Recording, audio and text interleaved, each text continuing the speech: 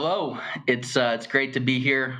I am Ilya Preston. I'm co-founder and CEO of a startup called PAXAFE, where we build an AI-enabled IoT platform that contextualizes supply chain data to de-risk B2B shipping and enable dynamic cargo insurance. So we're here today to talk about how we can tear down the walls and improve visibility for everyone. And when you typically hear of visibility, you obviously typically think of shippers and logistics carriers, 3PLs. Your mind doesn't really naturally always go to insurers. But in this case, insurers, in my opinion, are really the silent heroes, and they need a little bit of visibility love as well. So with that, I'm actually really excited to introduce Ben DeBoer of Jewelers Mutual. Ben, do you want to give a quick intro of yourself and JM as a company? Absolutely. Happy to be here today. Ben DeBoer, I've been with the corporate director of corporate innovation for Jewelers Mutual Insurance Company. I've worked for the company for 12 years, and my main role is to really look at new business ideas and opportunities that not only can disrupt us, look for those disruptors, but also look for ways to disrupt the rest of the business while staying highly focused on the jewelry industry. So let me give you a little bit of background about Jewelers Mutual. Is probably the company that most of you have never heard about. We were founded 107 years ago. In Wisconsin, we have a big lake in the middle of it, and we have the paper barons that lived up in the Twin Cities. And they would come down in the summer for their vacations, and they would race their boats around Lake Winnebago.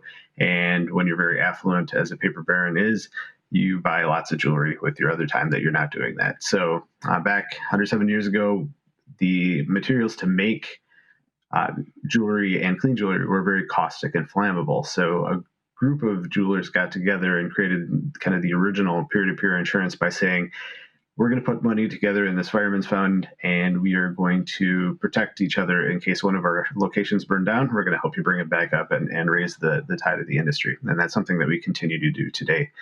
So we are the largest independent retailer insurer in the United States and Canada for the jewelry industry. And we also offer personal jewelry protection for anybody's collection of jewelry. So one of the things about us is that we have a highly vested interest in high value items getting from where they need to be from point A to B and mitigating the risks all along the way of the supply chain.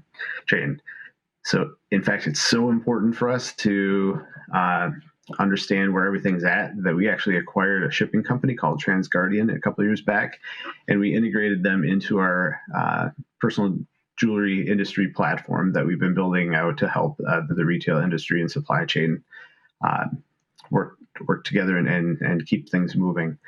I had opportunity to meet Ilya a few years back with a business accelerator called Generator, and I was absolutely blown away when I met Ilya and heard about PAXAFE, because they have a solution that nobody else in the market has had when I first met him and continues to have today, which it comprises of logistics contextualization and really good predictive analytic intelligence. Yeah, so Ben, the fact that the leading jewelry insurance company in North America acquired a shipping platform still is just so mind-boggling to me. I can't believe it. But obviously, I'm an industry outsider. I don't come from the jewelry industry, but as someone from the outside looking in, I've obviously come to learn and know about the industry. I still consider it very much so a sleeper industry, right? It's deceivingly big. It's like $90 billion in size just in the U.S. alone. You always hear about, millennials and Gen Zs, they don't care about jewelry, but that's, the data isn't necessarily showing that, right? The industry keeps growing. Some of the purchasing behaviors have obviously shifted more so to online purchasing, but the industry is alive and well, very healthy, deceivingly big, and again, kind of sometimes very limited to tech disruption and innovation. And obviously, you're doing a great job in playing a role in hopefully changing that. But before we really dive deeper into the supply chain challenges when we think about jewelry and shipment of jewelry in general, can you kind of give us just the lay of the land of the industry from a macro perspective? Yeah, sure can. Um, so at any given moment, just the sheer scale is there. At any given moment of any day, there's between 2 billion and 8 billion somewhere in transit around the world with jewelry. So that's a pretty big number. It's a staggering point. Working in the retail jewelry industry and loss prevention and such, there are Ocean's 11 type activities. I'd love to go on and talk about some of the crazy things that the criminals like to do. But rather than an elaborate plan to cut into the ceiling of a building or to uh, you know, open up a safe and cut through that, it's really a lot easier for the bad guys to get things while they're in transit because there's less eyes on it, there's less security at any given moment, and they can try and insert themselves anywhere along the way. Another one of the things that's going on is the dynamics between the international and the North American shipping. So that when the handoff comes from, diamonds are typically sourced outside of the United States, just that transfer between customs and going from an international to domestic carrier, there's a lot of inherent risk with that in those handshakes there.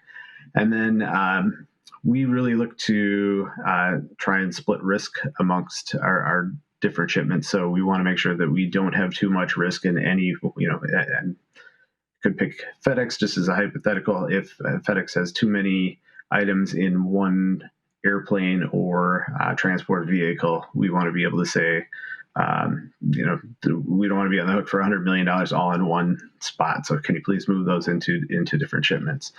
And then the other thing to really think about is the fraudulent claims that are out there. It's really difficult to understand where something happened and what went wrong along the way. So settling claims when there's an element of fraud is a day-to-day challenge for us.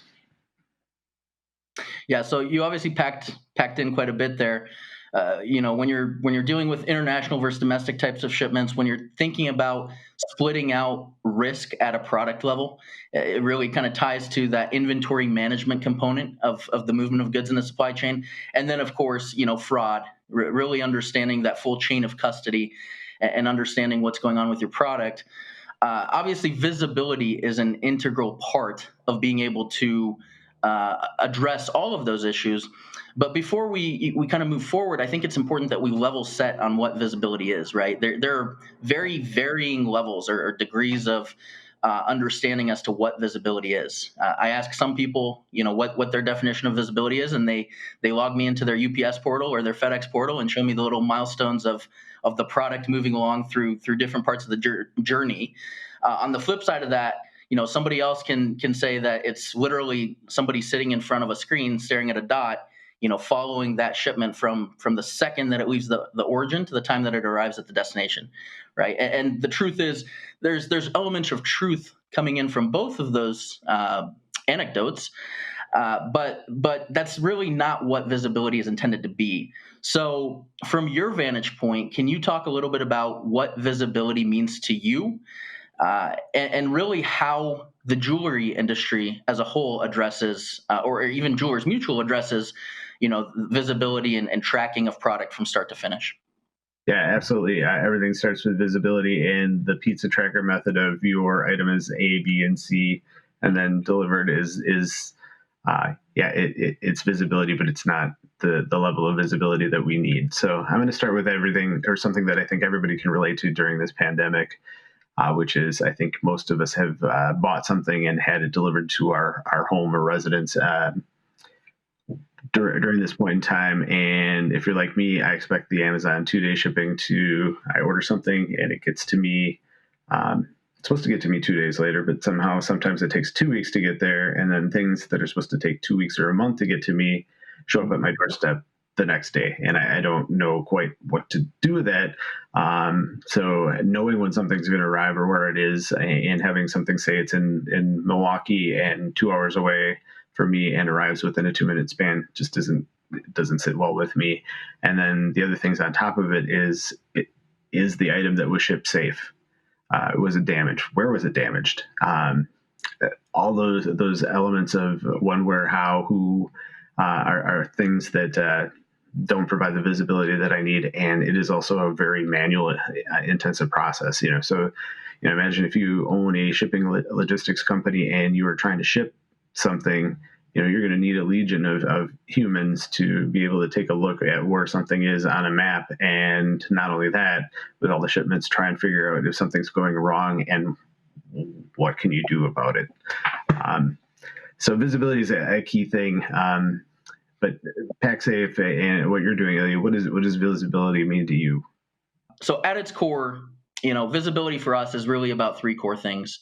First and foremost, it's about intervention. So how can we use sensor data, third-party data, and enterprise data all together, right, in conjunction with intelligence tools, AI, machine learning, to really intervene and intercept any salvageable products before the loss has been incurred. So that's number one. Number two is really about resolution, right? And this one's important, I think, specifically, Ben, from the insurance standpoint. Obviously, once a claim has filed and the excursion has already occurred, right? The adverse event has already occurred. How do you go about conducting that root cause analysis? And how do you leverage that data and automate as much of that claims adjustment process as possible to properly classify what actually happened in the supply chain? And the third part is really, probably the most important, but the most underserved as well, meaning nobody's really gotten there yet. And that's accurate prediction. How can we identify when, where, and under which conditions these adverse events are likely to occur again? And how do we put the necessary controls in place to mitigate that from happening again? And obviously, as you might imagine, there's a big correlation between point 2 and point 3 there, where the outputs of the resolution stage really have a major influence in driving accurate or inaccurate prediction and risk models, right? So, I know you'd mentioned that there's really kind of a limited aspect of visibility in that, in today's supply chain in jewelry, and that makes it difficult to really intervene real time with regards to any given shipment. But can you talk a little bit about, I'm more curious about point 2 with regards to resolution, specifically from the insurance lens. How do you handle, claims adjustment today in the jewelry insurance industry? Yeah, the claims adjustment is it's difficult because it all starts with the limited data that we have to make any kind of decisions on. So when a claim's filed, there's no central source of truth that everybody can point to and get around. So from the insurance company to the shipper, to the carrier, to the person delivering it to the door, to the person that was supposed to receive it on the final end, there's nothing that everybody can point to and say, this is where the failure was, right? And so it becomes a arduous process, sometimes contentious process to do a claim. And it's all just because the data that we are able to collect is qualitative, and what we have, it also lacks a lot of context. So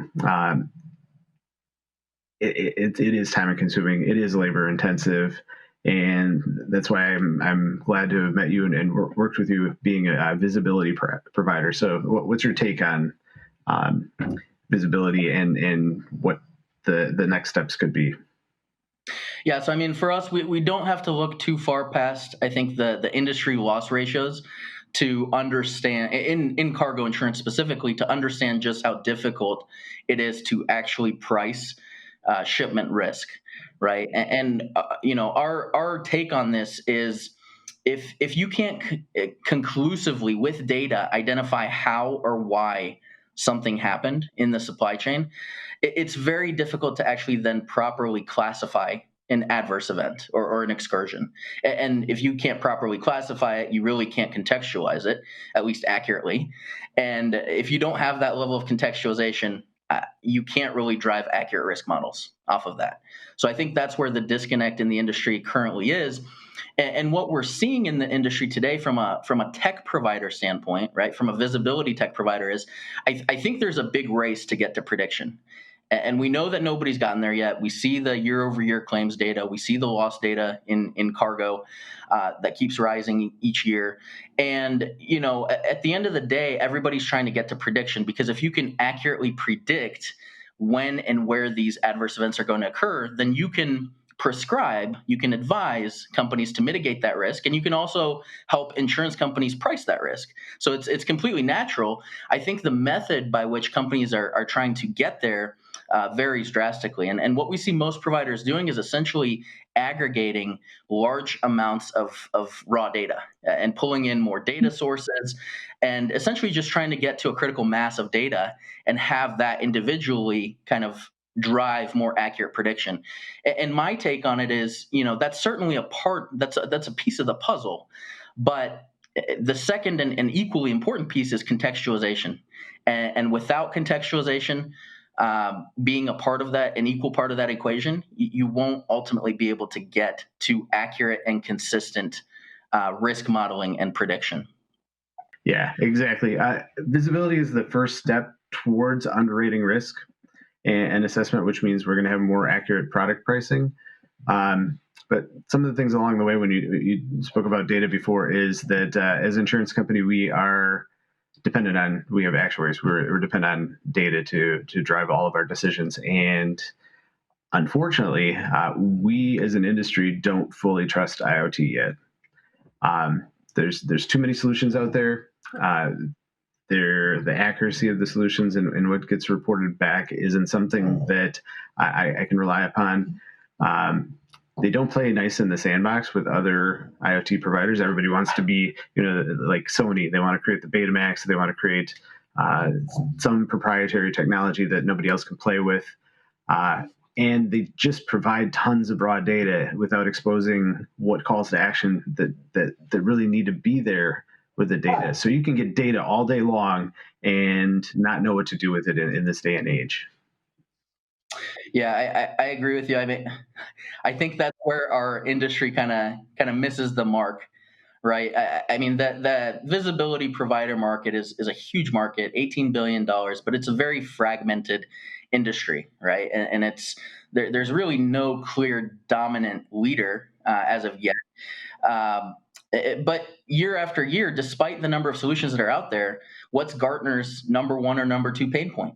Every year, it's this lack of real-time visibility, and it's obviously not Gartner, providing that information. That's based on the voice of the executives who work in supply chain in these large organizations, and that certainly matches the feedback and the voices that we're hearing from both our customers and prospective customers that we speak with. So, it's certainly not a surprise. I will say, part of the visibility tech provider market is obviously very commoditized in the sense that there's a ton of GPS chipsets out there. There's, temperature data loggers, there's RFID, there's, ELD solutions.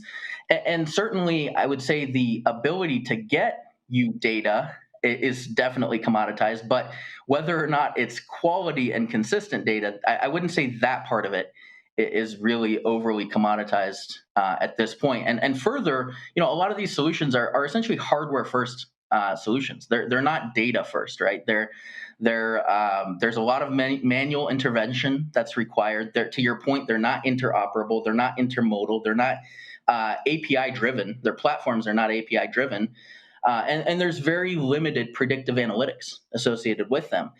And then the second part of that, which I think you've hit on before, is also the contextualization piece.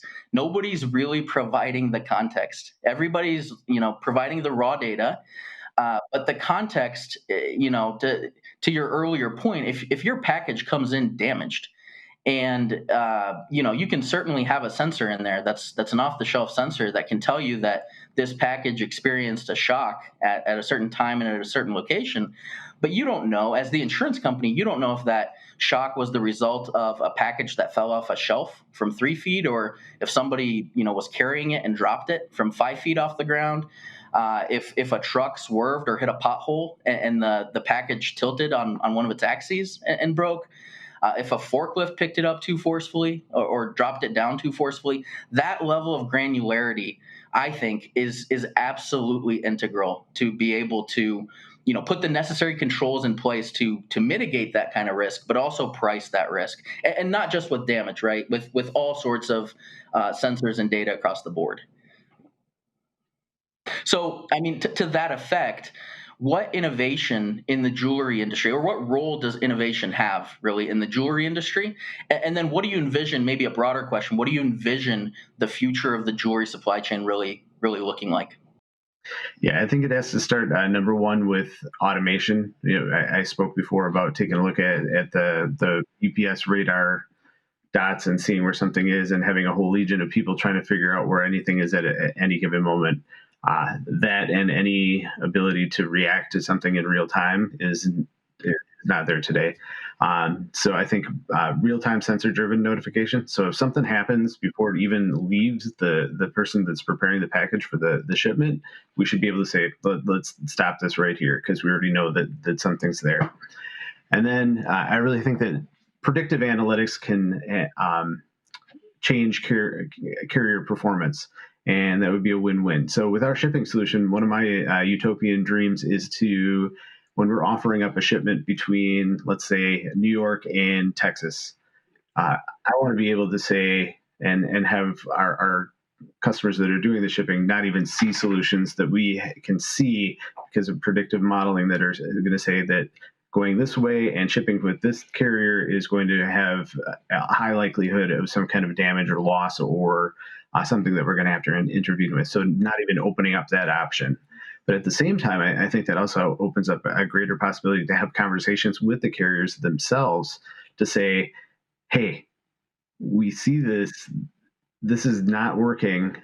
We need to work on price, which is my least favorite of the two options. But we also need to say, hey, can we have you guys take a look at fixing something that's broken in the supply chain, so that we want you to make money, we want to make money, and we want the jewelers to make money as they perform all the commerce. So I think if I could have a utopian ideal, it would be all that visibility, all that context, all that understanding, and help drive prices lower and lower and provide better service, which is just going to continue to make it a win-win for everybody.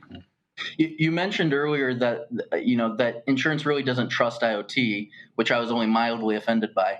But do you envision that trust gap between the two ever bridging together? I think maybe not 2021, but I think IoT is going to get there. So it's two sides of the coin. So it's not IoT's fault for not understanding the insurance carriers, and it's vice versa.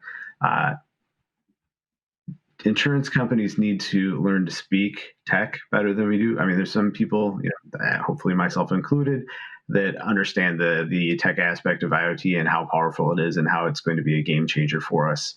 But we speak in insurance terms, and talking tech is difficult. But also, I've started to see different tech-related companies and IoT-related companies start to understand the vernacular of the insurance industry. So I think when we can have those collaborations and create kind of rather than a broad, this is all the data we can give you, have the MVPs of this is what we want to solve first, second, third, and prioritize those things. I think IoT is going to keep going leaps and bounds and provide a greater experience throughout the entire commerce business, but vastly improve the shipping and logistics industry. Yep. And the key word there is collaboration, right? So I think as long as startups like ourselves and established,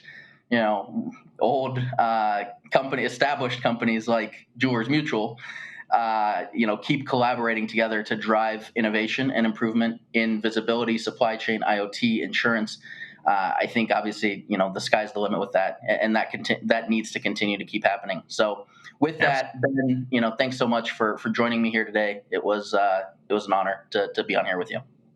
Pleasure to be with you as well, Ilya. I look forward to our future collaborations.